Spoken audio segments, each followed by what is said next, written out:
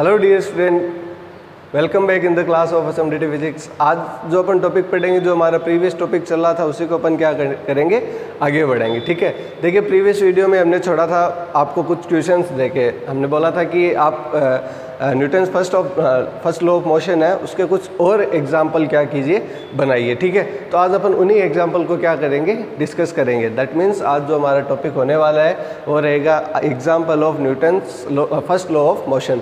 देखिए इसके काफ़ी कुछ एग्जाम्पल तो हमने प्रीवियस वीडियो में कर लिए थे, ठीक है, बट फिर भी कुछ और इंटरेस्टिंग एग्जाम्पल बाकी रह गए थे, उनको अपन आज क्या करने वाले, डिस्कस करने वाले हैं। तो आपको मज़ा आने वाला है, आपको काफ़ी जगह एनएलएम का जो फर्स्ट लॉ लगता है वो आज पता चलेगा। ठीक है, तो देखिए आइए अपन स्टार्ट करते हैं। एग्जाम्पल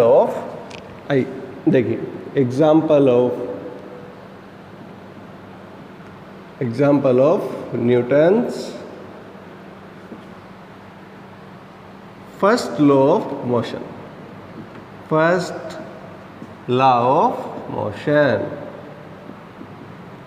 ठीक है, देखिए काफ़ी कुछ एग्जाम्पल तो हो गए। आज जो एग्जाम्पल हो गए स्टूडेंट, इनमें अपन सबसे पहले एक बस वाला ही एग्जाम्पल वापस लेते हैं। ठीक है, क्योंकि बस में एक दो एग्जाम्पल रह गए थे हमारे। ठीक है, मान लीजिए एक आदमी है, वो v वेलोसिटी से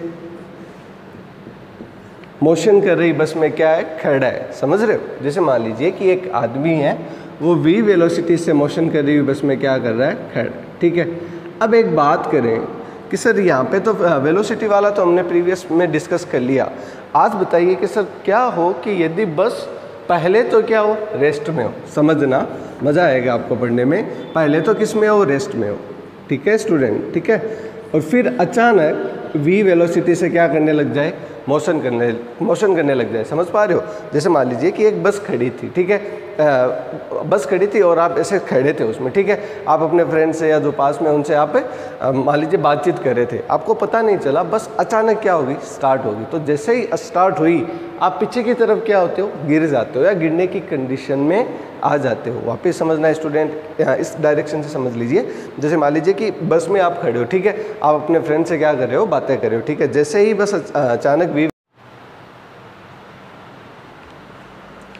देखिए स्टूडेंट, जैसे ही बस अचानक v वेग से आगे की तरफ जाएगी तो आपको पीछे की तरफ क्या होता है, एक धक्का महसूस होता है। इसका कारण क्या है स्टूडेंट? इसका कारण ये है कि देखिए जब बस खड़ी रहती है तो आपके शरीर का आधा पार्ट, मतलब यहाँ से यहाँ तक का पार्ट जब खड़ी रहती है तो तब तो कंप्लीट पार्ट ही बस के साथ क्या रहता है, रेस्ट में रहता है। रेस्ट में रहता है, इसका मतलब क्या हुआ, पूरा शरीर का आपका पूरा भाग किसमें है, विराम में।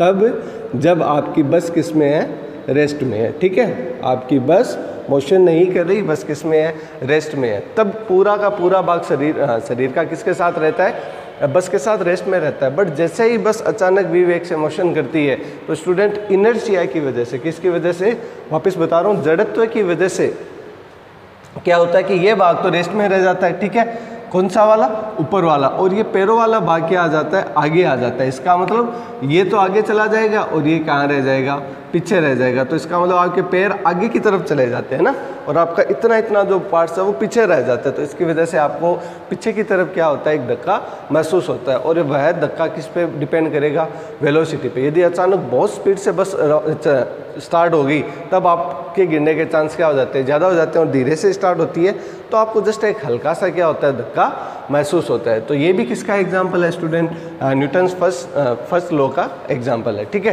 तो देखिए स्टूडेंट, अब अपन बात करते हैं कुछ और एग्जाम्पल की। ठीक है, कुछ और एग्जाम्पल की बात करने से पहले हम वापस पढ़ते हैं आज इनर्शिया के बारे में। किसके बारे में स्टूडेंट, इनर्शिया के बारे में। देखिए स्टूडेंट, इनर्शिया केवल इनर्शिया नहीं होता, मतलब जड़त्व एक प्रकार का जड़त्व नहीं होता। जड़त्व भी कितने प्रकार का होता है, 3 प्रकार का होता है। पहला जड़त्व किसका होता है, रेस्ट का। दूसरा जड़त्व किसका होता है, मोशन का। और तीसरा जड़त्व किसका होता है, डायरेक्शन का। इसका मतलब जड़त्व, विराम का, गतिमान और दिशा।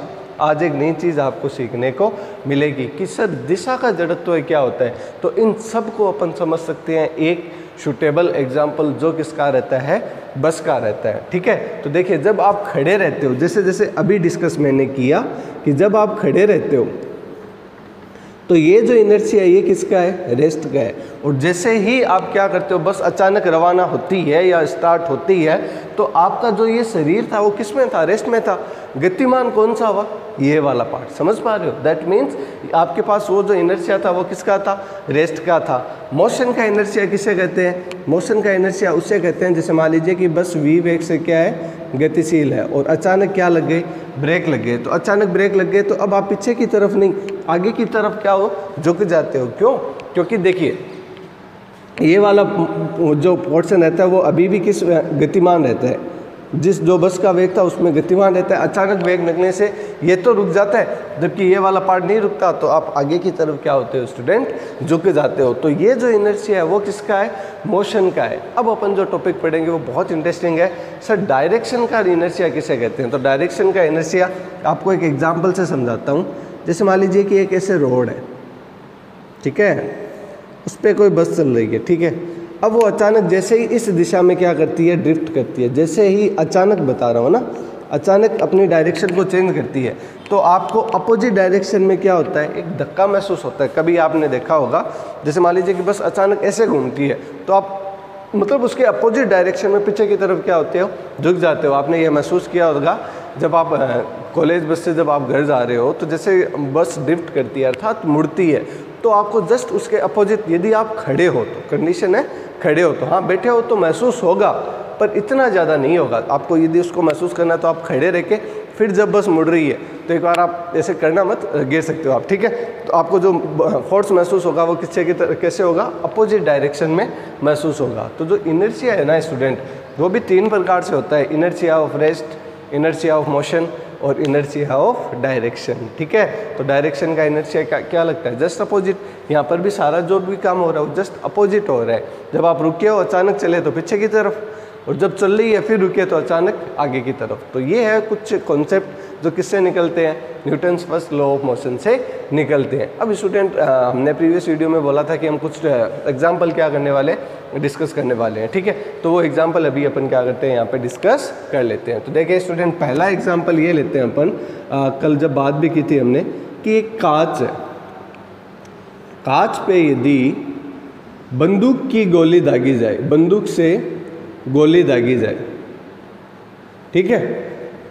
जैसे अपन एक बंदूक से गोली दागी और एक अपन क्या मारे, पत्थर मारे, तो बंदूक से जब गोली मारते हैं तो कांच में एकदम शार्प क्या हो जाता है, छेद हो जाता है, ठीक है। जबकि अपन कोई पत्थर मारते हैं, जबकि अपन कोई पत्थर मारते हैं तो शीशा क्या हो जाता है, चटक जाता है, मतलब उस पर दरारें आ जाती है, पूरा नहीं टूटता बट वो चटक जाता है। ऐसा क्यों होता है, ऐसा इसलिए होता है कि जब बंदूक से गोली मारते हैं ना तो उसकी वेलोसिटी इतनी ज़्यादा होती है कि वह केवल इस हिस्से को क्या करती है, इफेक्ट करती है, ठीक है। बाकी सारा हिस्सा किस में रहता है, रेस्ट में रहता है। और इनर्शिया की वजह से, किसकी वजह से, जड़त्व की वजह से। जड़त्व का नियम क्या कहता है कि कोई भी अपनी बॉडी स्थिर है तो स्थिर रहेगी और मोशन है तो मोशन में रहेगी। इसका मतलब क्या हुआ, इसका मतलब है कि इनर्शिया है ना वो बदलना नहीं चाहेगा। वो बोलेगा कि चलो गोली यहीं पे ही तो लगी है, हम क्यों बदले, हम तो किस में रहेंगे, रेस्ट में ही रहेंगे। तो जब हम रेस्ट में रहेंगे तो सिर्फ जहाँ पे गोली जाती है वहाँ से कांच में क्या हो जाता है, छेद। मतलब वो उनको तो अपना बाह्य बल लग रहा है तो उनको तो अपनी स्थिति चेंज करनी पड़ती है, जबकि बाकी अपनी स्थिति चेंज नहीं करता, ठीक है। इसी प्रकार से जब अपन पत्थर मारते हैं तो पत्थर क्या होता है, थोड़ा बड़ा रहता है, शेप क्या रहता है, ठीक है, शेप ज़्यादा रहता है। तो इस वजह से क्या होता है, पत्थर ज़्यादा सरफेस को क्या करता है, कवर करता है। तो इसके जस्ट पास वाले पार्टिकल ये थोड़ी बहुत अपनी पोजीशन चेंज कर लेते हैं, बाकी कोई पोजीशन चेंज नहीं करते। इसलिए जो पत्थर मारने की वजह से आपको जो कांच है वो चटका हुआ दिखाई देता है, ठीक है। एक एग्जाम्पल और है इसका, शानदार एग्जाम्पल है, आपने काफ़ी जगह देखा भी होगा। एक ग्लास रहता है, ठीक है, और ग्लास पे अपन क्या लगाते हैं, एक गत्ता लगा देते हैं, ठीक है। उसके ऊपर क्या रख देते हैं, एक कॉइन रख देते हैं। क्या रख देते हैं, एक कॉइन रख देते हैं। जब आप इस पर बल अप्लाई करते हो, कौन सा, एक्सटर्नल फोर्स अर्थात बाह्य बल, तो जैसे ही आप उस पर बाह्य बल लगाते हो, ठीक है, तो गत्ता तो आगे चला जाता है और सिक्का ग्लास में गिर जाता है। ऐसा क्यों होता है, देखना। ये तो क्या है, बोर्ड, कार्डबोर्ड मान लीजिए या गत्ता मान लीजिए, ठीक है, और ये हो गया कॉइन और ये क्या हो गया, ग्लास, ठीक है। अब फोर्स किस पे अप्लाई कर रहे हो आप, गत्ते पे, ठीक है। और सिक्के के पास क्या है, सिक्के के पास क्या है, द्रव्यमान। सिक्के के पास क्या है, द्रव्यमान। द्रव्यमान मतलब इनर्शिया, इनर्शिया। और बल किस पे लग रहा है, गत्ते पे, सिक्के पे तो लग ही नहीं रहा ना, तो सिक्के पे बाह्य बल नहीं लग रहा, इसका मतलब केवल और केवल कौन सी बॉडी मोशन में आएगी, गत्ता, जबकि सिक्का मोशन में नहीं आएगा। पहली बात। दूसरी बात, सर क्यों नहीं आएगा, तो इसका कारण क्या है, इनर्शिया। इसका कारण क्या है, इनर्शिया, जड़त्व है। और जड़त्व क्या कहता है कि कोई भी वस्तु रेस्ट में है तो वो रेस्ट में ही रहना चाहेगी, कोई भी वस्तु मोशन में है तो वो मोशन में ही रहना चाहेगी कि जब तक कि उस पर कोई बाह्य बल कार्य नहीं करे। तो जो बाह्य बल आपने अप्लाई किया था स्टूडेंट, वो किस पे किया था, आपने गत्ते पे किया था, ना कि किस पे किया था, कांच पे किया था। हाँ, यदि आप कांच पे सिक्के पे, यदि आप सिक्के पे अप्लाई करते तो गत्ता नहीं खिसकता, केवल सिक्का खिसकता। ठीक है, जैसे मान लीजिए कि अपन स्पीड से यदि अपन कांच ग्लास पे यदि अप्लाई करें ना, तो गत्ता और सिक्का दोनों क्या आ जाएंगे नीचे, और कौन चला जाएगा, ग्लास आगे चला जाएगा। थोड़ा सा मतलब आगे का डिस्कशन है, हेल्थी डिस्कशन है। मतलब यदि अपन चाहें कि सर अपन फोर्स गत्ते की जगह किस पे लगा दे, सिक्के पे, तो गत्ता और ग्लास एक जगह रहेगा, सिक्का आगे चला जाएगा। ठीक है, या तो सर अपन किस पे लगा दे, ग्लास पे, तो होगा क्या, ग्लास आगे चला जाएगा, सिक्का और बोर्ड क्या रह जाएगा, एक जगह रह जाएगा, मतलब जस्ट नीचे आ जाएगा। तो ये स्टूडेंट था आपका कौन सा, Newton's first law of motion. आज कंप्लीट होता है। नेक्स्ट वीडियो में अपन बात करेंगे second Newton's law of motion की।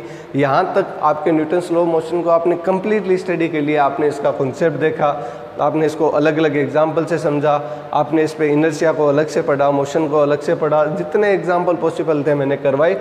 फिर भी यदि कुछ एग्जाम्पल रह जाते हैं तो आप कमेंट सेशन में या मैसेज में आप पूछ सकते हो। Thanks for this video watching. Thank you student.